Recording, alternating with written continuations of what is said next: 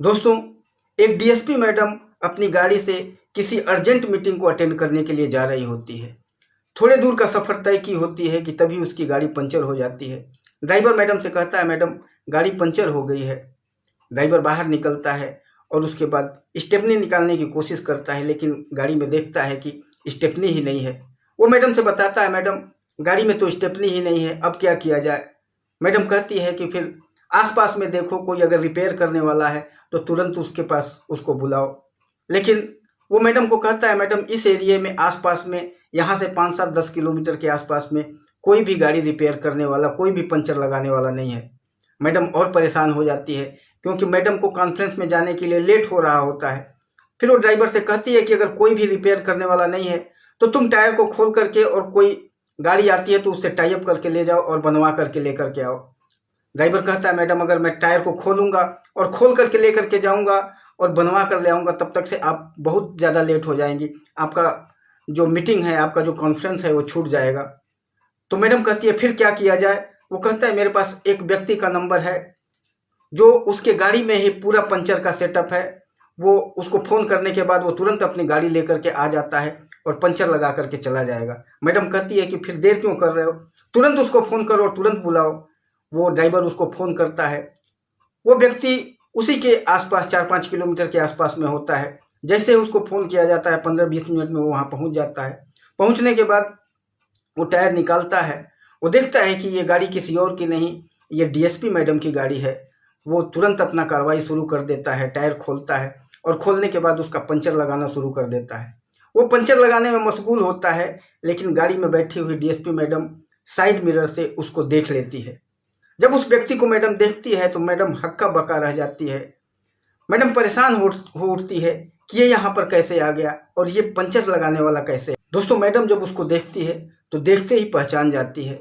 वो कोई और व्यक्ति नहीं था, वो मैडम का तलाकशुदा पति था, जिसको उसने 5 साल पहले तलाक दे दिया था।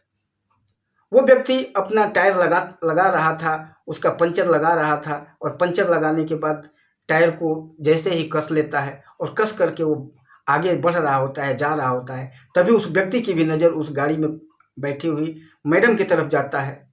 और जैसे ही वो मैडम की तरफ देखता है, उस मैडम को पहचान जाता है। वो जान जाता है कि ये मेरी तलाकशुदा पत्नी है। लेकिन मैडम के मांग में सिंदूर और गले में मंगलसूत्र देख करके वो कुछ भी नहीं बोलता है। वो ये सोचता है कि इस मैडम ने दूसरी शादी कर लिया है। वो आगे बढ़ जाता है, और जब आगे बढ़ता है तो उस गाड़ी का ड्राइवर, मैडम का ड्राइवर कहता है, भाई कितने पैसे हुए, पैसे बता दो।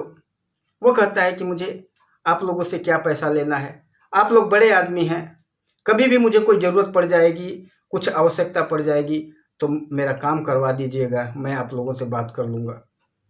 तभी वो ड्राइवर कहता है कि ठीक है, वो तो सही बात है, तुम्हारा काम हम करवा देंगे, लेकिन जो पैसे हुए वो बता दो, वो मैं मैडम से मांग करके दे देता हूँ। वो कहता है, कोई पैसे नहीं हुए, आप लोगों से पैसे क्या लेना है।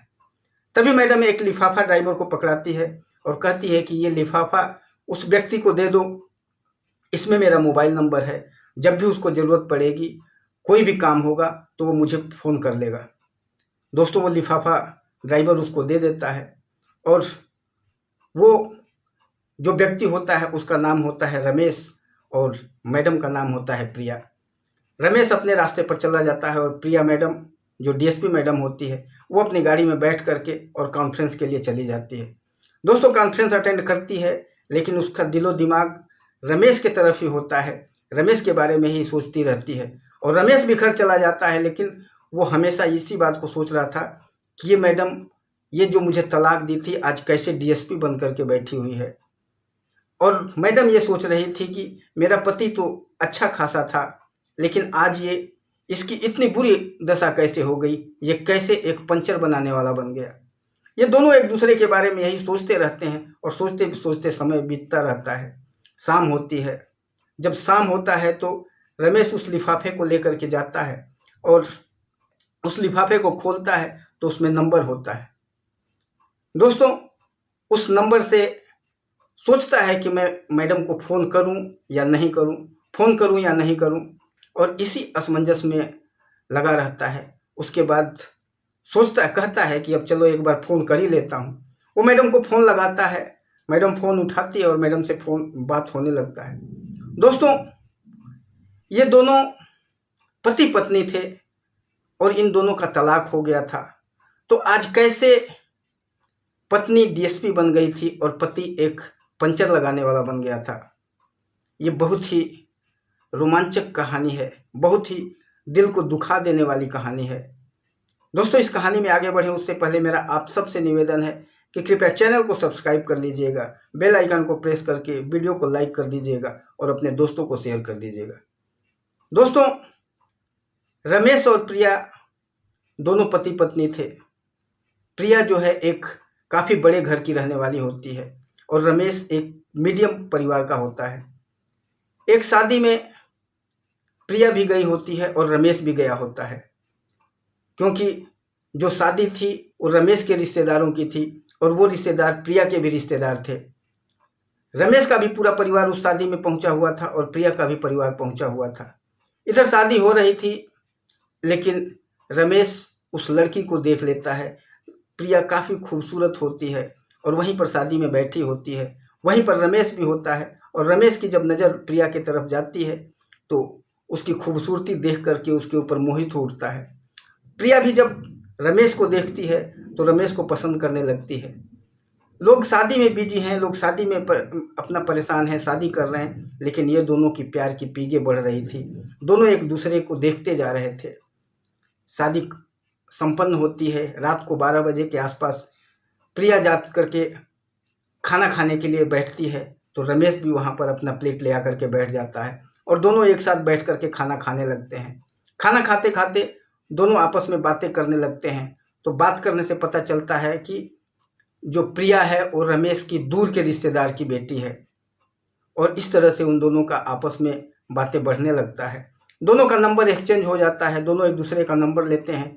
सुबह दोनों अपने अपने घर चले जाते हैं, लेकिन घर जाने के बाद इन दोनों की आपस में बात होना शुरू हो जाती है। दोनों घंटों घंटों एक दूसरे से बातें करते रहते हैं, प्यार मोहब्बत की बातें होती रहती है। धीरे धीरे ये बातें प्यार में बदल जाता है और प्यार में जब बदल जाता है तो शादी के दरवाजे पर दस्तक होने लग जाती है। प्रिया कहती है कि देखो, हमारे घर वाले काफ़ी अमीर हैं और तुम गरीब हो। मेरे घर वाले कभी भी एक्सेप्ट नहीं करेंगे कि तुमसे मेरी शादी हो, तो अच्छा यही है कि हम दोनों भाग करके शादी कर लें। रमेश कहता है कि ठीक है और दोनों भाग करके कोर्ट मैरिज जा करके कर लेते हैं और एक मंदिर में भी शादी कर लेते हैं। जब ये दोनों शादी कर लेते हैं तो प्रिया के घर वालों को पता चलता है कि बेटी भाग करके शादी कर ली।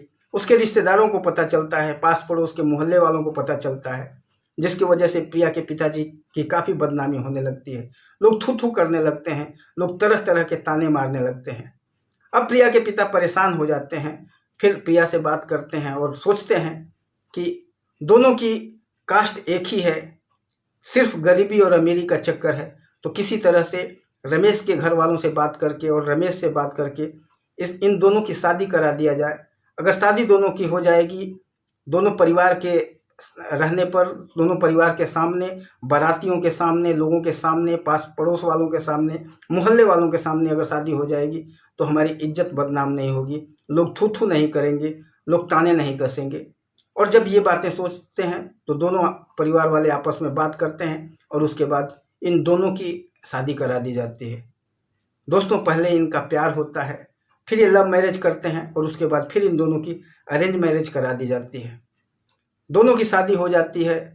प्रिया ससुराल में चली जाती है, रमेश के घर चली जाती है। वहाँ जाने के बाद प्रिया रमेश से कहती है कि देखो, मेरा इंटरेस्ट पढ़ाई में है और मुझे पढ़ लिख करके कोई बड़ा अधिकारी बनना है और मैं हमेशा इसीलिए पढ़ाई पर जोर देती हूँ। अब मुझे पढ़ना है, शादी हो गई, अब मुझे पढ़ना है और मुझे पढ़ने के लिए समय और जो सहूलियत है वो चाहिए। रमेश कहता है कि देखो, अब शादी हो गई, अब परिवार वाले, घर वाले, माँ बाप की थोड़ा सेवा सत्कार करो, पढ़ाई के बारे में बाद में सोचना। लेकिन प्रिया कहती है नहीं, मैं घर का सब कुछ काम करूँगी लेकिन पढ़ाई भी साथ साथ में करूँगी। रमेश मान जाता है और फिर प्रिया अपनी पढ़ाई लिखाई में अपना टाइम एक्सपेंड करने लगती है। घर परिवार में भी, अपने काम धंधे में भी अपना समय देती है और पढ़ाई भी करती रहती है। समय बीतता है, तकरीबन 2 महीना जब बीत जाता है, 3 महीना बीत जाता है, तो थोड़ा थोड़ा आपस में मनमुटाव शुरू हो जाता है। 1 साल जब बीत जाता है तो प्रिया अपना रंग दिखाना शुरू कर देती है। अब प्रिया वहाँ पर अपने आप को एडजस्ट नहीं कर पा रही थी, क्योंकि प्रिया हमेशा सुख में पली हुई थी, बड़े घर की बेटी थी। वहाँ गरीबी में उससे रहा नहीं जाता था, उसको वो सारी फैसिलिटियाँ वहाँ पर मिल नहीं पाती थी। अब धीरे धीरे प्रिया अपने पति से, अपने ससुराल वालों से अपना कन्नी काटना शुरू हो जाती है, थोड़ा दूरी बनाना शुरू कर देती है। दोनों के बीच में लड़ाई झगड़े शुरू हो जाते हैं, एक दूसरे को ताने मारना शुरू हो जाता है। गरीबी का ताना मारती थी प्रिया उसके अपनी सास और ससुर को, अपने पति को, कि तुम लोग गरीब हो, हम लोग अमीर हैं, मेरी किस्मत फूटी थी जो तुमसे शादी हो गई। इस तरह की जब बातें होने लगती है तो 1-2 बार जो रमेश की माँ होती है वो भी कुछ उसको बोल देती है, रमेश भी उसको कुछ बोल देता है, और फिर प्रिया इन लोगों का घर छोड़ करके और अपने मायके में आ जाती है। दोस्तों, मायके में आ जाती है क्योंकि बीच में उसने अपनी माँ को भी फ़ोन किया, अपनी माँ से कहा, माँ ऐसी ऐसी चीज़ें हैं। तो उसकी माँ तो चाहती ही थी कि उस गरीब के घर में ये न रहे। माँ उसको और चढ़ा देती है, और जब वो माँ उसको चढ़ा देती है तो वो फिर किसी की बात नहीं सुनती है और सीधे अपने घर आ जाती है। घर आ जाती है।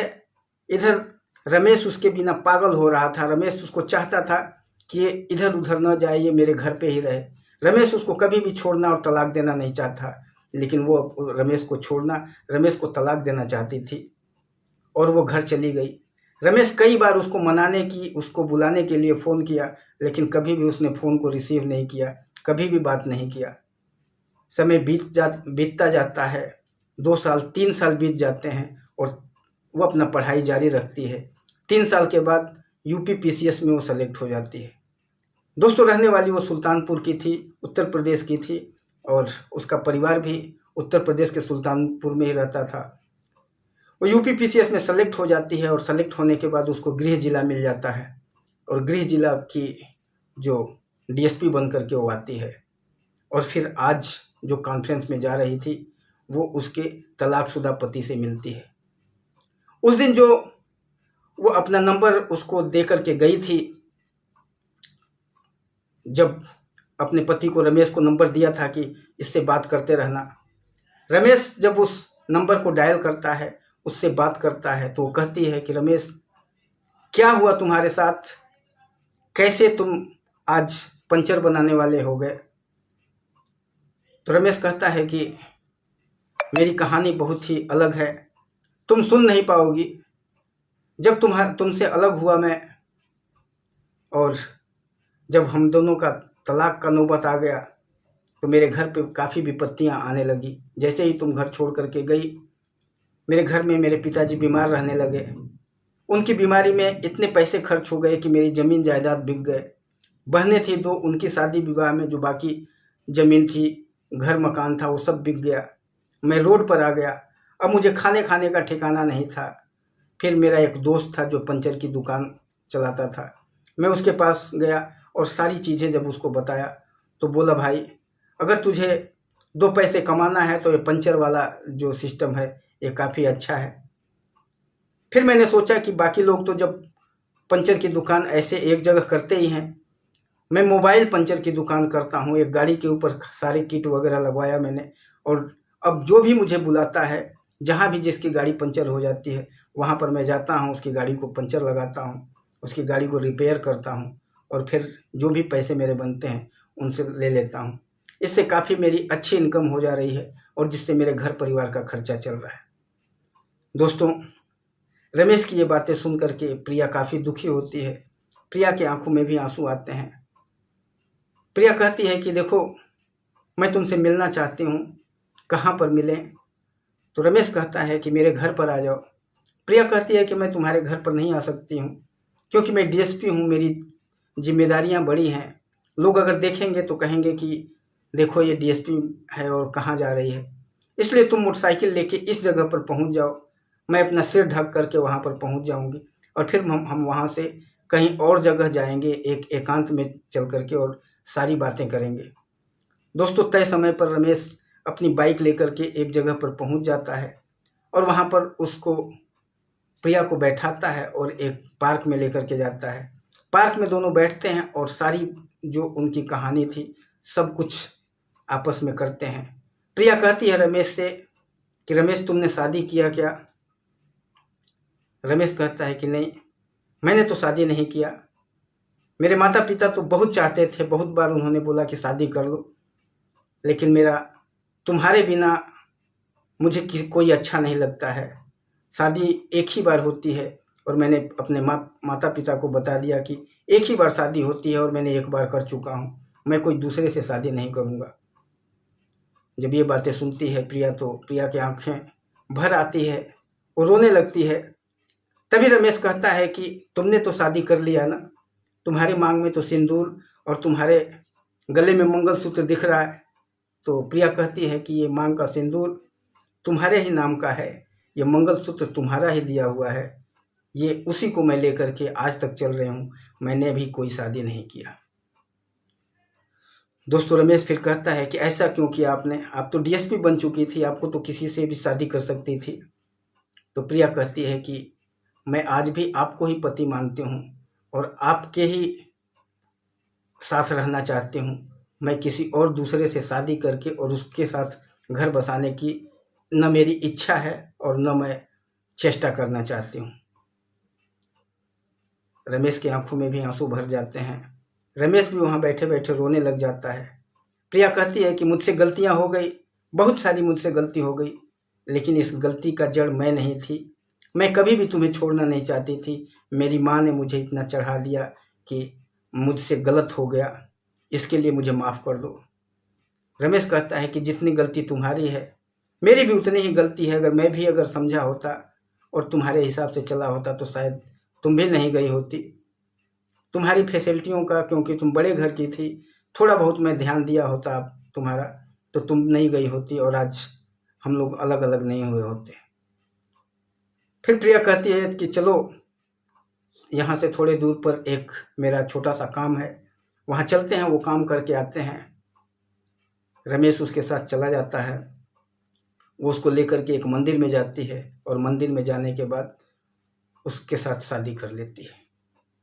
और शादी करने के बाद कहती है कि ये शादी आज के बाद अगर मैं गलती करूँगी तो उस गलती को आप एक्सेप्ट कर लेंगे, अगर आप गलती करेंगे तो उस गलती को मैं एक्सेप्ट कर लूँगी, लेकिन हम लोग तकरार नहीं करेंगे, किसी भी तरह का मन मुटाव नहीं रखेंगे। दोनों गले मिल लेते हैं। थोड़ी देर तक रुआंसे होते हैं, दोनों के आंखों में आंसू होता है, लेकिन फिर वहाँ से खुशी खुशी अपने घर चले जाते हैं। दोस्तों दूसरे दिन फिर से कोर्ट में जा कर के कोर्ट मैरिज होता है, मंदिर में भी शादी हो गया होता है। घर पे जाने के बाद एक छोटा सा बढ़िया फंक्शन का अरेंजमेंट किया जाता है। जब प्रिया को लेकर के रमेश अपनी माँ से और अपने पिताजी से मिलवाता है तो उसकी माँ भी बहुत खुश हो जाती है। वो भी कहती है कि मेरी लक्ष्मी रूठ गई थी इतने दिनों तक, अब मेरी लक्ष्मी दोबारा मेरे घर पर आ गई है, अब हम लोगों को किसी भी तरीके का कोई भी तकलीफ नहीं होगा। दोस्तों उसके बाद प्रिया रमेश को अपना पर्सनल ड्राइवर रख लेती है। जहाँ भी जाना होता है रमेश ही उसकी गाड़ी को लेकर के जाता था। दोनों एक साथ जाते थे और एक साथ आते थे। समय ऐसे बीतता जाता है, दोनों काफ़ी खुशीपूर्वक रह रहे होते हैं। आने वाले समय में उनको एक बेटे की प्राप्ति होती है। पूरा परिवार फुलफिल हो जाता है और खुशीपूर्वक उनका जीवन चल रहा होता है। दोस्तों इस स्टोरी से क्या सीख मिली आपको? इस स्टोरी का मेन मोटो यही है कि पति पत्नी को आपसी सामंजस्य को हमेशा बना करके रखना चाहिए। थोड़ी सी भूल, थोड़ी सी चूक के वजह से परिवार विघटित हो जाते हैं, उसका हमेशा ख्याल रखना चाहिए। दोस्तों कहानी अच्छी लगी होगी तो वीडियो को लाइक कर दीजिएगा, अपने दोस्तों को शेयर कर दीजिएगा और चैनल को सब्सक्राइब कर लीजिएगा। फिर मिलेंगे किसी और वीडियो में, तब तक के लिए नमस्कार।